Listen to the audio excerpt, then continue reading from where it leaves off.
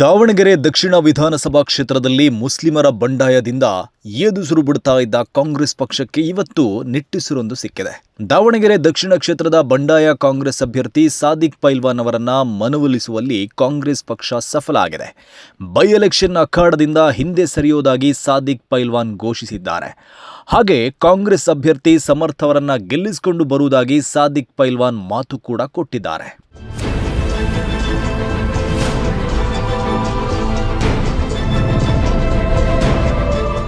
ನಿನ್ನೆ ತನಕ ಸಾದಿಕ್ ಅವರು ತಾನು ಸ್ಪರ್ಧೆಯಿಂದ ಹಿಂದೆ ಸರಿಯಲ್ಲ ಅಂತ ಘಂಟಾಘೋಷವಾಗಿ ಹೇಳಿದ್ರು. ನಾನು ಹಿಂದೆ ಸರಿದರೆ ಮುಸ್ಲಿಂ ಸಮುದಾಯದ ಸ್ವಾಭಿಮಾನಕ್ಕೆ ದ್ರೋಹ ಮಾಡಿದಂತೆ ಆಗುತ್ತೆ ಎಂದಿದ್ರು.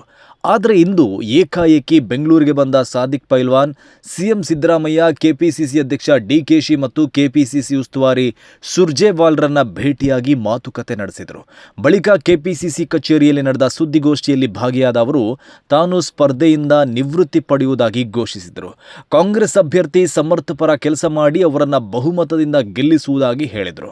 ನಮ್ಮ ಎಸ್ ಮಲ್ಲಿಕಾರ್ಜುನ್ ಮಗನಿಗೆ ಕಾಂಗ್ರೆಸ್ ಪಕ್ಷದಿಂದ ಟಿಕೆಟ್ ಸಿಕ್ಕಿದೆ.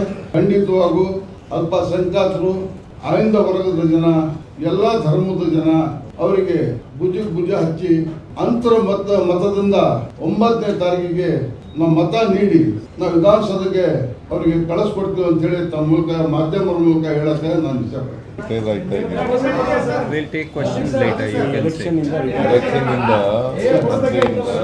ನಾನು ಕಾಂಗ್ರೆಸ್ನವನೇ, ನೀನು ಹಳವ.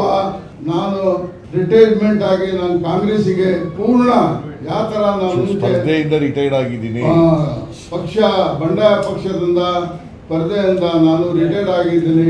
ಕಾಂಗ್ರೆಸ್ಸಿಗೆ ನಾನು ಭುಜ ಹಚ್ಚಿ ಗೆಲ್ಲಿಸಿ ನಾನು ಕಳಿಸ್ಕೊಡ್ತೇನೆ ಅಂತೇಳಿ ತಮ್ಮ ಮೂಲಕ ನಾನು ಹೇಳಕ್ಕೆ. ಸ್ಪರ್ಧೆಯಿಂದ ಹಿಂದೆ ಸರಿದಿರುವ ಸಾದಿಕ್ ಪೈಲ್ವಾನ್ರನ್ನ ಡಿಸಿಎಂ ಡಿಕೆಶಿ ಅಭಿನಂದಿಸಿದರು. ಶಾಸಕ ರಿಜ್ವಾನ್ ಅರ್ಷಾದ್ ಮತ್ತು ಸಲೀಂ ಅಹಮದ್ ಅವರ ಸಂಧಾನ ಸಭೆ ಯಶಸ್ವಿಯಾಗಿದೆ ಎಂದರು.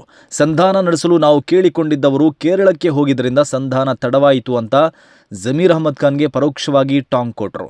ಮುಂದಿನ ದಿನಗಳಲ್ಲಿ ಸಾದಿಕ್ ಪೈಲ್ವಾನ್ಗೆ ಸಲ್ಲಬೇಕಾದ ಗೌರವವನ್ನ ಪಕ್ಷ ಕೊಡುತ್ತೆ ಎಂದರು.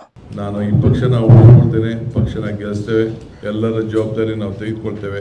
ಪಕ್ಷ ನಮ್ಗೆ ಇಂಪಾರ್ಟೆಂಟು, ದೇಶಕ್ಕೂ ಒಂದು ದೊಡ್ಡ ಸಂದೇಶ ಹೋಗಬೇಕು ಅಂತ ತೀರ್ಮಾನ ಮಾಡಿ ಇವತ್ತು ನಮ್ಮ ಪಕ್ಷಕ್ಕೆ ನಾನು ದ್ರೋಹ ಮಾಡೋದಿಲ್ಲ, ನಾನೊಬ್ಬ ಕಾಂಗ್ರೆಸ್ಸಿಗನಾಗಿರ್ತೇನೆ ಅನ್ನೋದನ್ನು ಅವರು ನಮಗೆ ತಿಳಿಸಿ ಇವತ್ತು ನಿಮ್ಮ ಮುಂದೆ, ನಿಮ್ಮ ಕಣ್ಣುಗಳಿಗೆ, ನಿಮ್ಮ ಕ್ಯಾಮ್ರಾಗೆ ಎಲ್ಲ ಕೂಡ ಇವತ್ತು ಸಾಕ್ಷಿಯಾಗಿದ್ದಾರೆ.